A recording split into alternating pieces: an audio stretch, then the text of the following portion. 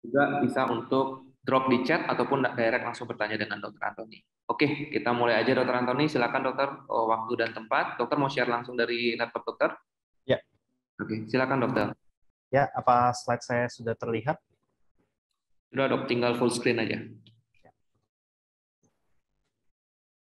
Oke, selamat siang menjelang sore teman-teman GP semuanya, dan tadi saya lihat ada suster juga ya. Selamat datang dan terima kasih atas waktu yang sudah diluangkan untuk mendengarkan pemaparan mengenai manajemen kegawat daruratan.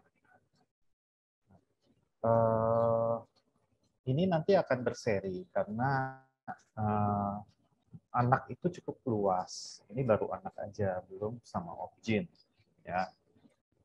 Dan setelah kita bagi-bagi pun, mungkin saja belum semuanya bisa tercover dengan pemaparan materi ini. Tapi yang saya harapkan materi yang saya berikan ini dapat menjadi apa ya, landasan bagi teman-teman untuk diterapkan dalam prakteknya sehari-hari di IGD, ya. Jadi apa yang saya berikan masukan, berikan pengajaran di sini, mudah-mudahan teman-teman dapat terapkan, karena gunanya bukan hanya untuk teman-teman itu sendiri, tapi juga satu untuk pasiennya supaya tata laksananya tepat. Yang kedua juga berguna bagi spesialis anak yang apa namanya, yang nanti akan dilaporkan oleh teman-teman. Dan yang ketiga, nanti untuk kedepannya teman-teman juga kalau misalnya ada yang mau meneruskan sekolah, hal ini juga akan diterapkan juga ketika nanti PDS. Nah, mungkin introduksi saya nggak lama-lama, karena kita pusatnya ada di materi mengenali kegawat daruratan, mengenali resusitasi yang tepat, dan melakukan pemantauan yang adekuat. Tentu untuk hari ini bukan tiga hal ini, tiga-tiganya tidak akan saya jelaskan semua, tapi saya lebih fokus ke mengenali kegawat daruratan pada anak. Karena sebenarnya ilmu kedokteran itu adalah ilmu art, ya. Tapi untuk kita bisa menerapkan art itu dengan baik, kita harus memiliki dasar ilmu yang juga baik, ya. Ibaratnya kalau guru saya pernah menjelaskan, pola pikir seseorang itu terbagi menjadi dua, thinking fast dan thinking slow.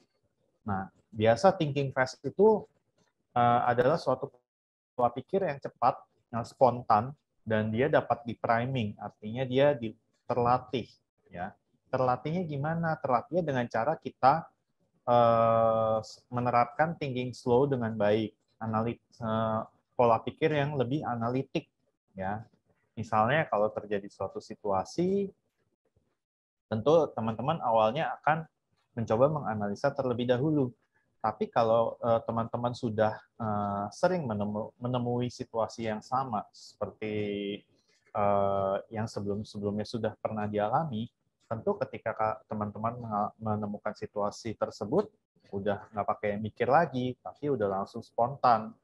Gitu. Tata laksananya udah berjalan dengan sendirinya.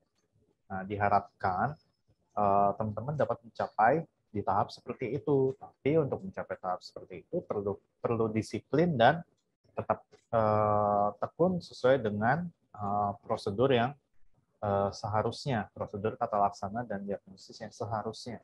Ya. Nah, anak itu tentu berbeda dari orang dewasa. Kita seringkali mendengar anak itu bukan orang dewasa yang dikecilkan. Gitu. Namun di sini kita juga harus mengetahui mengapa anak itu berbeda dari orang dewasa. Memang apa signifikannya anak itu berbeda dari orang dewasa? Apakah cuma dari berat badannya aja, atau cuma dari usianya aja? Nah, kalau dari segi emergensi, kita akan ulas secara sekilas yang kira-kira nanti relevan buat praktek teman-teman. Ya. Oke, yang pertama berat badan. berat badan idealnya itu anak pasti ditimbang. Ya, begitu anak datang, kalau kondisinya mungkin stabil, bisa ditimbang dulu, baru diletakkan di atas tempat tidur. Namun apa yang terjadi kalau anak itu datang dalam kondisi yang sudah emergensi, sudah gawat darurat, tidak ada waktu lagi untuk menimbang. Ya, di sini ilmu kedokteran emergensi sampai sejauh ini sudah memberikan solusi-solusi bagaimana kita mengestimasi berat badan. Ya. Di sini kita ada dua metode, metode PULSE atau metode best guess. Yang sering saya pakai adalah metode yang atas ini. Ya, jadi untuk anak usia untuk anak usia kurang dari 1 tahun dipakainya 4 ditambah usia bagi 2. Ya. Kalau misalnya usia 1-5 tahun, 8 ditambah usia kali 2. Atau 2N plus 8, kalau spesialis, pernah dengar spesialis anak bilang. Nah, untuk 6-12 tahun yang dipakai adalah 3N plus 7, atau 7 ditambah usia kali 3. Ya. Nah, tujuannya apa sih? Tujuannya adalah tentu kalau kita nggak tahu estimasi berat badan, kita nggak tahu kita mau kasih loading cairannya berapa. Kalau kita nggak tahu estimasi berat badan, kita nggak tahu mau kasih dosis obatnya berapa. Kalau butuh obat-obatan seperti obat inotropik. Kalau kita nggak tahu berat badan, kita juga nggak tahu kita mau kalau kita mau resusitasi RW-nya dengan ETT nomor berapa, masuknya kira-kira kedalaman berapa, atau mungkin kita mau pakai LMA berapa. Jadi ini penting untuk diketahui dan bisa diterapkan, ya. Ya mungkin hasilnya nggak 100% akurat, tapi untuk anak-anak yang tidak ada masalah gizi, rumus ini bisa dipakai. Kecuali kalau anaknya datang dengan gizi buruk, ya. Gitu. Nah, kemudian selain berat badan, yang berbeda itu adalah dari segi pernapasan dan jalan nafas. Anak itu memiliki struktur jalan nafas yang berbeda dibanding dengan orang dewasa. Pernah nggak teman-teman bertanya-tanya, kenapa kalau anak itu harus diintubasinya dengan ETT yang tanpa cuff? Kenapa sebaiknya tidak memakai ETT yang dengan cuff? Ya, ini alasannya karena struktur jalan nafas anak itu bentuknya seperti kerucut. Berbeda dengan struktur jalan nafas orang dewasa. Ya. Struktur jalan nafas orang dewasa itu berbentuk silinder atau tabung. Sehingga kalau misalnya kita pakaikan ETT yang dengan cuff, tidak akan menjadi masalah untuk orang dewasa tersebut. Namun, kalau misalnya kita memakaikan ETT yang dengan cuff pada struktur jalan nafas yang bentuknya kerucut, untuk bagian-bagian yang lebih sempit, kalau ditekan dengan pengembangan balon dari cuff-nya, itu akan mengalami cedera atau iskemia, dan itu akan memperberat kondisi si anak. Ya. Kemudian untuk yang lain-lainnya sih kurang lebih posisi laring, untuk panjang trakea itu sih relatif, ya, nggak terlalu banyak berbeda kalau untuk tata laksana emergensi. Dan jangan lupa, lidah anak itu lebih besar daripada lidah dewasa. Ini lebih besarnya relatif, ya. Jadi kalau misalnya ada anak yang mengalami penurunan kesadaran, tata laksana RW-nya harus dilakukan dengan baik. Kalau orang dewasa mungkin ya dia penurunan kesadaran, di jauh teras ringan aja mungkin udah aman. Tapi kalau anak harus dengan posisi yang bagus, harus dengan manuver yang baik. Ya. Kemudian laju nafasnya juga berbeda-beda anak berdasarkan dengan usia. Gitu. Kalau misalnya usianya kurang dari 1 tahun atau kurang dari 1 bulan, tentu laju nafasnya lebih banyak daripada anak yang usianya lebih besar. Dan selain dari laju pernapasan, di sini harus pula teman-teman bisa mengenali ada tidaknya penggunaan otot bantu nafas. Otot bantu nafas itu apa saja? Ada cuping hidung, terus ada suprasternal, interkostal, dan epigastrium. Ya, jadi kalau misalnya ada retraksi, kalau bajunya nggak dibuka, ya udah pasti itu tidak bisa mengenali kira-kira retraksinya apa. Oleh karena itu, kalau misalnya ada pasien yang sesak, bajunya harus dibuka agar bisa dikenali kira-kira ini retraksinya di sebelah mana, di suprasternal kah atau di epigastrium, dan kualitas retraksinya seperti apa. Kemudian kalau untuk pola nafas di sini menjadi penting. Kenapa? Karena seringkali teman-teman itu menganggap kalau misalnya nafasnya cepat dan ada retraksi, itu udah pasti sesak, titik. Padahal macam-macam. Pola nafas neurologis itu ada yang dia chain Stokes, ada yang periodic breathing, ada pula yang pola nafasnya Kussmaul gitu. Nah, itu harus bisa dikenali karena nanti kalau misalnya dia ternyata didapatkan anaknya periodic apnoe, ya tata laksananya akan berbeda. Itu akan harus dilakukan intubasi. Atau mungkin anaknya dia Kussmaul, ya berarti kan ada masalah metabolik yang harus dikoreksi.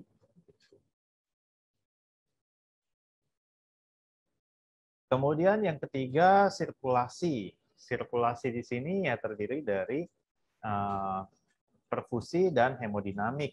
Ya, hemodinamik itu ada denyut jantung. Denyut jantung itu tidak melulu hanya frekuensi. Ya, di sini kita bisa lihat frekuensi denyut jantung yang tertinggi itu kalau misalnya usianya semakin muda.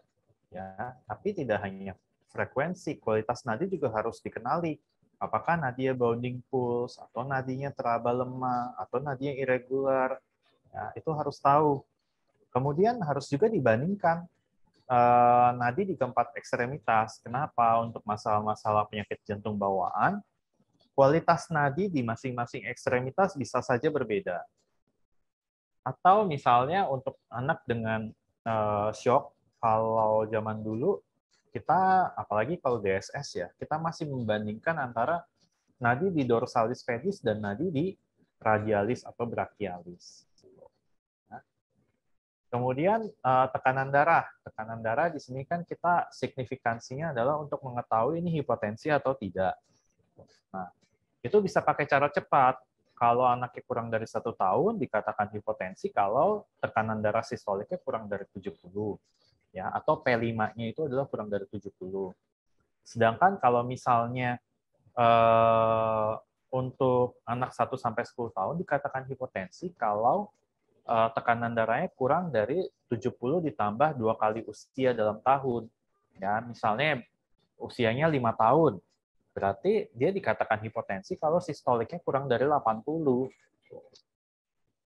Kemudian selain tekanan darah sistolik, kita lihat perfusinya juga. Perfusi bisa lihat dari mana, dari akral, akralnya dingin apa tidak, ya. Terus capillary refill time-nya memanjang apa tidak. Tapi harus dipahami juga ada beberapa hal yang bisa mempengaruhi perfusi yang dia independen terhadap faktor hemodinamik. Misalnya apa? Misalnya hipotermi. Kalau kedinginan, akralnya kan juga akan dingin, capillary refill time-nya juga akan memanjang. Kalau misalnya dia stres atau takut, ya itu juga akan terjadi hal yang sama. Nah, biasanya kalau ada gangguan sirkulasi yang akan dikorbankan adalah perfusi ke ginjal salah satunya. Jadi tanya juga produksi urin. Kalau secara kuantitatif ya harus ditanya kira-kira terakhir pipisnya berapa banyak atau ditimbang apa enggak. Nah, hanya saja kalau anak yang previously well atau sebelumnya sehat-sehat saja, itu kan biasanya tidak akan ditimbang pipisnya. Jadi tinggal tanya aja kira-kira pipis terakhir kapan dan warna pipisnya apa gitu. Kalau waktu pipis terakhir misalnya 12 jam yang lalu, ya itu kan berarti udah suatu kegawatan ya. Kalau pipisnya misalnya 4 jam yang lalu tapi warnanya kuning kemerahan, ya itu kan artinya kemungkinan dia sudah dehidrasi mengarah ke hipovolemi. Kemudian kesadaran. Nah, kesadaran mungkin kalau anak semakin kecil, untuk kontak dan komunikasi kita tidak bisa menilai seperti orang dewasa. Tinggal kita lihat saja kira-kira anaknya bisa kontak mata nggak dengan kita. Kemudian kalau bisa komunikasi, kok diajak komunikasi. Kalau nggak bisa diajak komunikasi, coba dilihat kira-kira anaknya bisa ditenangkan nggak oleh orang tuanya dengan cara digendong dan yang lain sebagainya. Kemudian tonusnya bagus apa tidak, artinya tidak ada spastisitas atau rigiditas dan tidak ada hipotoni. Gitu. Anaknya bisa memfleksikan secara aktif ekstremitasnya. Kemudian ada postur yang abnormal apa tidak, misalnya dekortikasi atau deserebrasi gitu. Ya.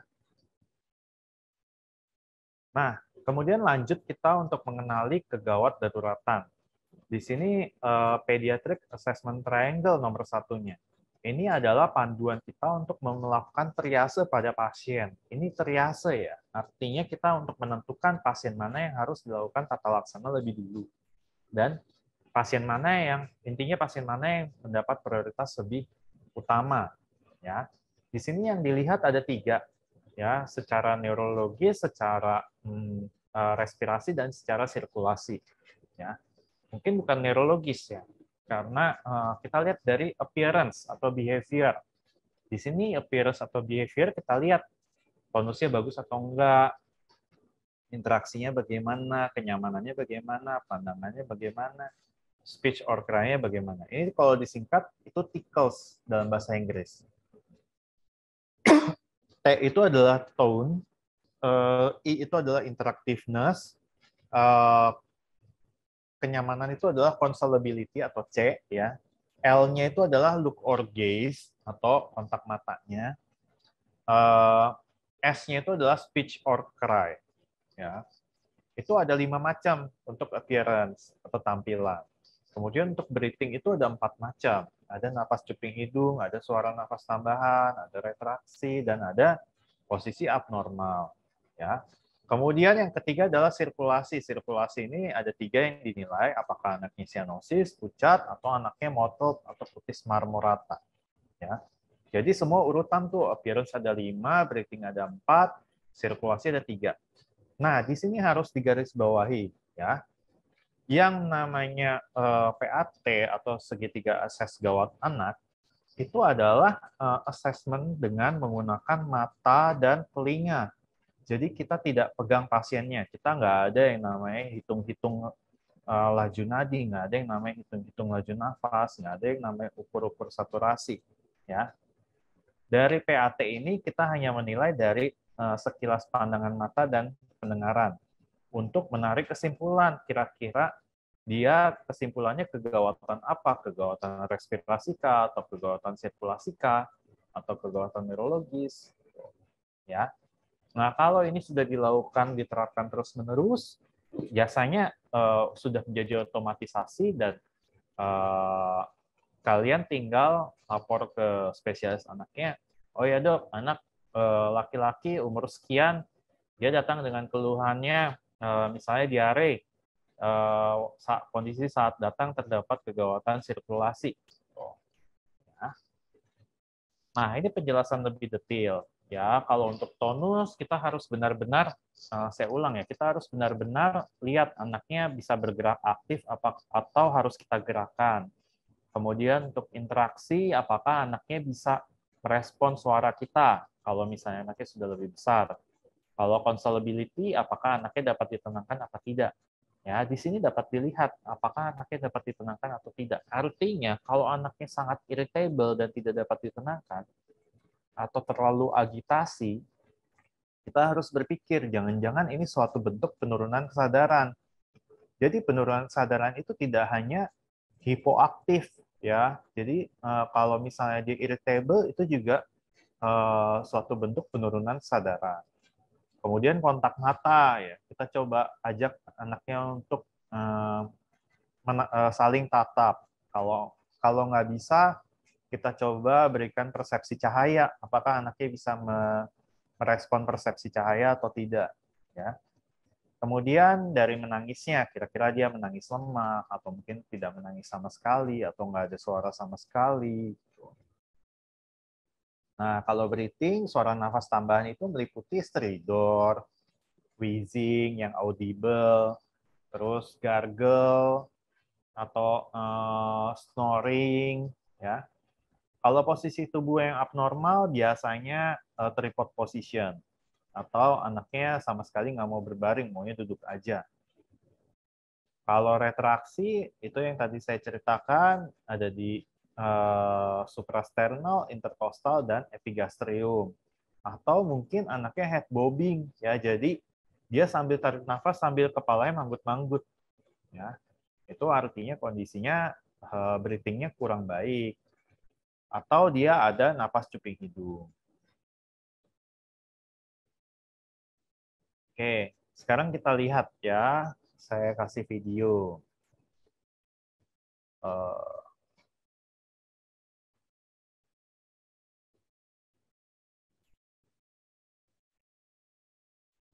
Sorry, kedengeran nggak suaranya? Belum, Dok. Oke.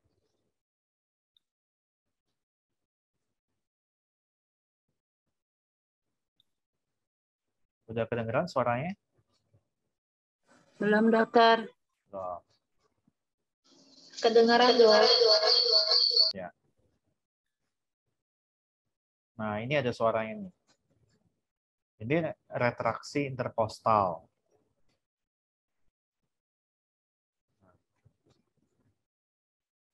Ya, ini adalah suara stridor.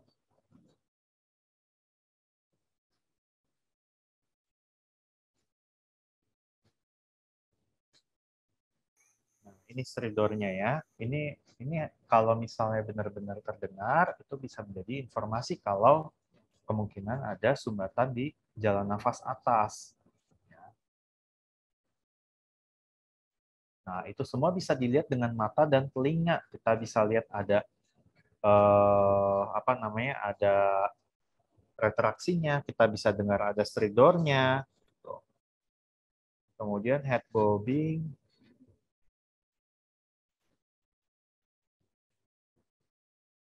Nah, ini head bobbing. Ya, tuh. Sambil tarik nafas, dia sambil manggut-manggut kepalanya.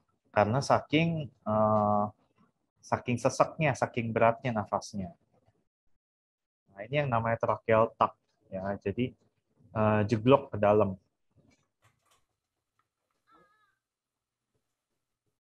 Nah, retraksi subkostal atau substernal atau epigastrium, macam-macam namanya. Tapi intinya semuanya dilihat di sini. Ya, bentuknya dadanya narik ke atas, disertai ada cekungan di sini. Tapi harus dibedakan dengan yang namanya seesaw respiration atau paradoxical breathing. Nah, ini dia.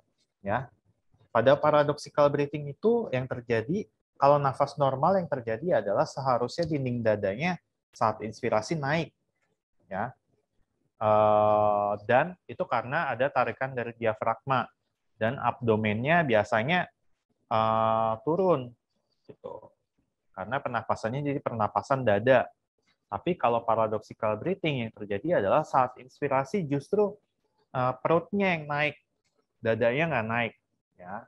Saya ulang lagi. Ini mungkin nggak terlalu kelihatan, tapi nanti saya akan kasih video yang lebih jelas mengenai seesaw breathing atau paradoxical breathing. Dia korelasinya mirip dengan stridor. Ya, biasanya kalau ada pasien dengan seesaw breathing atau paradoxical breathing, itu artinya ada obstruksi jalan nafas atas. Ya.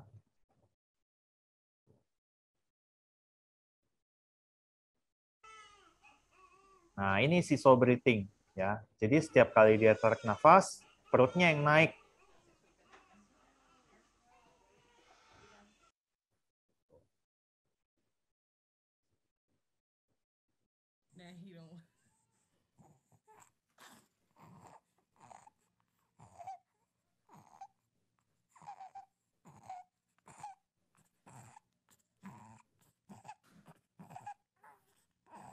Nah, kalau ini yang terjadi apa? Ada yang tahu nggak? Mungkin. Yang terjadi di sini dia ada stridor dan ada paradoxical breathing. Ya. Dia juga sama-sama ada retraksi kan, tapi retraksinya lebih karena dia ada sumbatan jalan nafas. Tuh. Nah, ini kalau misalnya kita dapatkan, tadi kan dari tadi kita ngomong soal breathing aja. Nah, ini kalau kita dapat ada anaknya postur abnormal, ya dia anaknya kita temukan sesek biru misalnya sambil dia megangin leher. Ya, ini biasanya obstruksi oleh benda asing yang sering atau choking. Ya. Nah, ini adalah gambar yang paling kiri di sini. Ini adalah bentuk dari yang namanya cutis marmorata. Jadi kulitnya seperti marmer, ya, atau kita sebutnya mottled. Ini cyanosis. Cyanosis bisa cyanosis sentral atau cyanosis acrocyanosis. Nah, cara taunya gimana kalau misalnya cyanosisnya terjadi pada anak yang kulitnya gelap? Ya, kita tinggal lihat lidahnya. Karena kalau anaknya kulitnya gelap, misalnya anaknya negro ya, kulitnya gelap kan kita nggak tahu tuh dia cyanosis apa enggak. Ya kalau anak negro dan normal, seharusnya lidahnya juga merah dong. Tapi kalau misalnya anaknya cyanosis, lidahnya juga ikut menjadi biru. Kemudian pale atau pallor atau pucat. Ya biasanya kita bandingkan dengan warna di tangan kita. Warnanya misalnya tangan anaknya putih banget, seperti kertas misalnya. Nah, nanti setelah kita menganalisa PAT, kita simpulkan kira-kira dari PAT ini kegawatan apa? Apakah sebuah distress atau sebuah failure? Gitu. Nomor satu adalah kegawatannya kegawatan apa dulu? Apakah ini kegawatan respirasi, apa kegawatan sirkulasi, atau kegawatan neurologis, atau kegawatan metabolik? Di sini kita katakan sebagai kegawatan respirasi nanti terbagi menjadi dua. Apakah dia gawat nafas atau distress nafas, atau dia respiratory failure atau gagal nafas. Kuncinya adalah ya yang jelas karena dia gangguan pernapasan, masalahnya di breathing. Tapi kuncinya yang bedakan adalah di appearance. Ya, kalau pasien dengan distress nafas biasanya anaknya masih sadar, appearance-nya masih bagus. Tapi kalau dia sudah gagal nafas, biasanya appearance-nya sudah terganggu. Entah dia jadi irritable sekali, atau kalau sudah berat, mungkin dia juga jadi nggak sadar. Kemudian masalah sirkulasi. Masalah gangguan sirkulasi itu nama lainnya kan shock ya. Nah, pada shock ini tentu kita akan lihat dia pada aspek sirkulasinya ada yang kurang baik. Biasanya apa? Misalnya mottled anaknya atau apa namanya? kutis atau kutis marmorata gitu. Nah, kemudian kalau dia masih kutis aja ya mungkin masih bagus, tapi kalau misalnya udah lebih berat, biasanya dia sudah disertai dengan penurunan kesadaran. Ya mungkin informasi tambahan lainnya produksi urinnya juga udah turun ya. Nah, kalau misalnya sudah lebih berat lagi, sudah sampai gagal jantung paru, ya biasanya nafasnya juga akan terganggu, menjadi kusmau atau mungkin menjadi bradipnu nafasnya ya. Nah, kalau untuk gangguan SSP atau metabolik biasanya yang terganggu hanya appearance saja, entah mungkin postur tubuhnya spastis atau hipotoni. Ya. Nah, dari sini untuk menyimpulkan kira-kira kalau mungkin teman-teman untuk informasi kepada diri sendiri atau kepada teman operannya atau kepada SPA. Oh ya, misalnya pasien di bed 1 tadi dia datang dengan diare, ditemukan ada kegawatan sirkulasi. Terus nanti lanjut ke primary survey-nya sudah dilakukan apa saja. Atau misalnya, oh ya mungkin bed 2, anaknya dia datang dengan serangan asma. Waktu datang dia memang waktu datang dia sudah dengan gagal napas. Tuh. Itu kan lebih enak ngomongnya dan ada data dasarnya kalau kalian ngomong gagal napas atau gawat napas atau shock gitu. Semua udah tahu Ya pokoknya kalau dia gagal nafas, artinya dia datang udah nggak sadar, nafasnya juga udah terganggu gitu. Kalau misalnya dia datang masih dengan distress nafas, ya mungkin secara kesadaran masih baik, tapi nafasnya sudah terganggu. Nah, lebih lanjut itu untuk menentukan zonasi, kira-kira pasien mana yang harus didahulukan.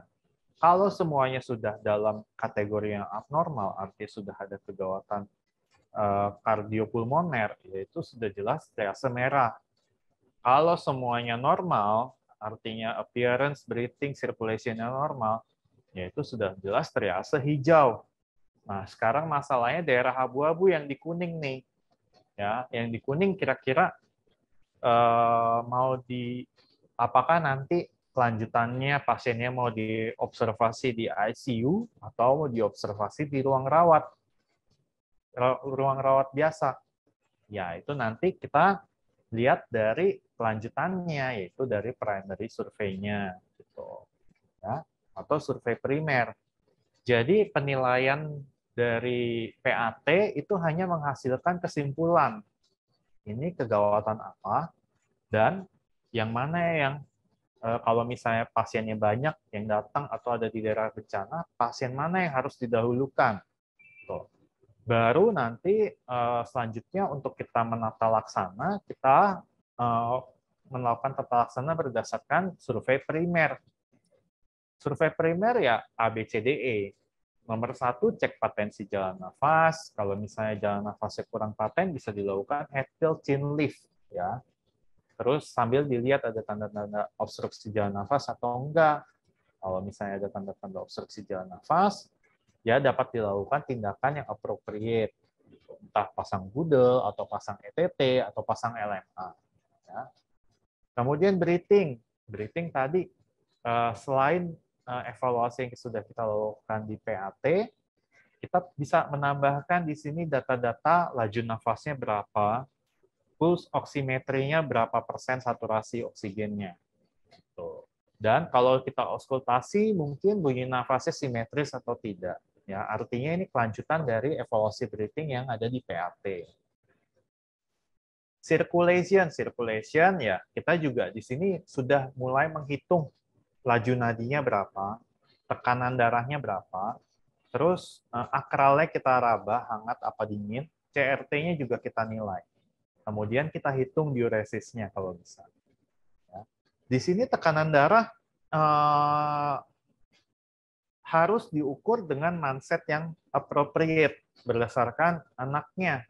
Jangan anaknya gede dikasih mindset yang lebih kecil, atau anaknya kecil dipakai mindsetnya yang lebih gede. Nanti hasilnya akan kurang bermakna. Ya.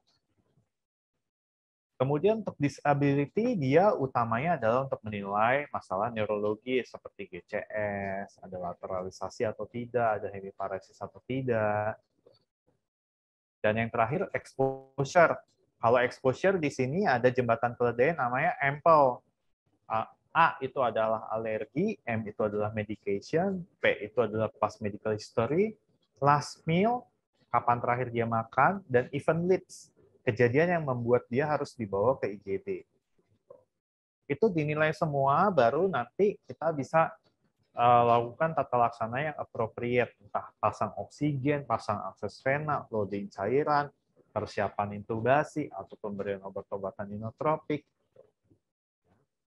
Nah, sambil dilakukan PAT dan primary survey, kalau misalnya sudah dilakukan tata laksana, kita bisa nilai dari PWS-nya untuk kelanjutannya.